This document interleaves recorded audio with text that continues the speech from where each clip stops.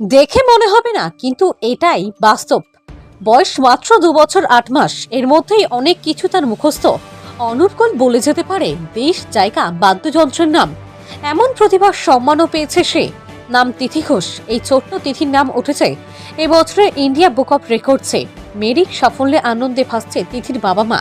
পুরাতন মালদা পৌরসভার 13 নম্বর ওয়ার্ডের খৈহাট্টা এলাকায় তিথির বাড়ি। বাবা রনি ঘোষ পেশায় একজন ব্যবসায়ী, মা কাজুরি ঘোষ হচ্ছেন গৃহবধূ। সম্প্রতি ইন্ডিয়া বুক অফ রেকর্ডসের তরফে দেশজুড়ে ট্যালেন্ট সার্চ হয়েছিল। গত 14 জুন অনলাইনে সেই প্রতিযোগিতায় অংশ নেন তিথি। প্রতিযোগিতায় তাকে 9 ধরনের প্রশ্ন করা হয়। তার মধ্যে ছিল বিভিন্ন বাদ্যযন্ত্রের নাম, ফুল, পশু, জাতীয় পতাকা, জাতীয় ফুল, বিভিন্ন ধরনের শাকসবজির নাম ইত্যাদি। প্রায় প্রতিটিরই সঠিক উত্তর দেয় তিথি। গত 5 জুলাই তিথির বাবা রনি বাবুকে ইন্ডিয়া বুক অফ রেকর্ডসের তরফে জানানো হয় তার মেয়ে প্রতিযোগিতায় সফল হয়েছে, তার নাম ইন্ডিয়া বুক অফ রেকর্ডসে উঠেছে। ইতিমধ্যে পার্সেলের মাধ্যমে নিজের পুরস্কারও পেয়ে গিয়েছে তিথি। প্রথমে বিভিন্ন প্রশ্ন ও তার উত্তরদানের ভিডিও ছবি দিয়ে মেয়ের নাম ইন্ডিয়া বুক অফ রেকর্ডসে পাঠায়। ওই ভিডিও দেখে সংশ্লিষ্ট কর্তৃপক্ষ খুশি হয়। এরপর তার আবার মেয়ের পরীক্ষা নেয় ও কি পারে তা জানতে ফের পরীক্ষা নেওয়া হয়। এবার ওকে 5টি দেশ, ফল, খেলার নাম বলতে বলা হয়। মেয়েকে বাংলা ও ইংরেজি ভাষায় মাসের নাম, সপ্তাহের নাম জিজ্ঞেস করা হয়। সেই পরীক্ষায় মেয়ে উত্তীর্ণ হয়ে যায়। এর 15 দিন পর মেয়ে তার উপহার, মেডেল সব পেয়ে গিয়েছে। ছোট্ট তিথির এই সাফল্যে খুব খুশি তিথির পরিবার।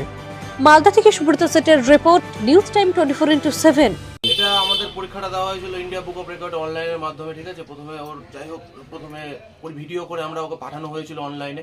ওই ভিডিওটা দেখে ওরা সিলেক্ট করে, তারপরে ওর আবার নতুন করে একটা পরীক্ষা নেওয়া হয়।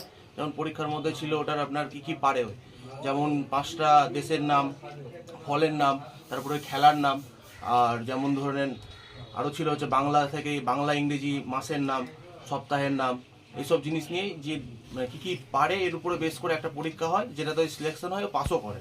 তার উপরে বেস করে আমাদের কাছে 15-20 দিনের পরে আমাদের কাছে ওর মানে পুরস্কার, যেটা মেডেল বলেন, সার্টিফিকেট বলেন, সব কিছু আমাদের কাছে হাতে এসে পৌঁছায়। জেলায় কি আপনার মেয়ে পেয়েছে? হ্যাঁ, জেলায় আমার মেয়ে, আমাদের জানাশোনার মধ্যে এই আছে, তাছাড়া আমরা কাউকে দেখি না। কার কাছে শেখায় এগুলো? এগুলো বেশিরভাগটাই ওর মার কাছেই শেখা। আমি সেরকম দোকানের ক্ষেত্রে টাইম পাই না, তার জন্য ওর মাই বেশিরভাগটাই শেখায়। কেমন লাগছে মেয়ের এই সাফল্য? ভালো লাগছে, খুবই ভালো লাগছে। কি নাম আপনার? আমার নাম রনি ঘোষ। মাধ্যমিক পরীক্ষাটা দিয়েছিলাম, তো ওখানে 5টা করে কোশ্চেন ছিল, যেগুলো ওই সবগুলোই ঠিকঠাকভাবে বলতে পেরেছে। তারপরে ওখান থেকে সিলেক্ট হয়। তারপরে কিছুদিন পরে ওর এটা সার্টিফিকেটটা বাড়িতে কুরিয়ার মাধ্যমে আসে। কি পরীক্ষা ছিল? এখানে যেমন ছিল বাদ্যযন্ত্র, তারপরে খেলাধুলা, আমাদের দেশের জনপ্রিয় খেলাধুলা, কয়েকটা দেশের নাম বলেছিল। তারপরে ফলের নাম, ফুলের নাম, ইংলিশ বাংলা দুটোই। আরও কিছু ছিল, যেমন সানডে, মানডে, জানুয়ারি, ফেব্রুয়ারি, বাংলা মাসের নাম, বাংলা সপ্তাহের নাম, আরও এরকম অনেক কিছু ছিল যেগুলো পেরেছে। আচ্ছা, তো মেয়ের বয়স কত এখন? 2 বছর 8 মাস। কার কাছে শিখে গিয়ে এগুলো? আমার কাছেও শিখেছে, ওর পাপার কাছেও শিখেছে। আচ্ছা, দুজনের কাছে শিখেছে। ভর্তি হয়েছে? না, এখনো স্কুলে ভর্তি হয়নি, হবে। জেলায় কি আর কেউ পেয়েছে এই পুরস্কার? না, এরকম এখন আমাদের জানাশোনা আমাদের কেউ জেলাতে দেখিনি এখন কেউ। কেমন লাগছে মেয়ে যে এই সাফল্য?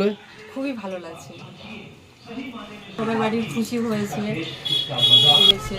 সবাই ভালোই বলছে। কি নাম আপনার? আমার নাম কাজলি ঘোষ।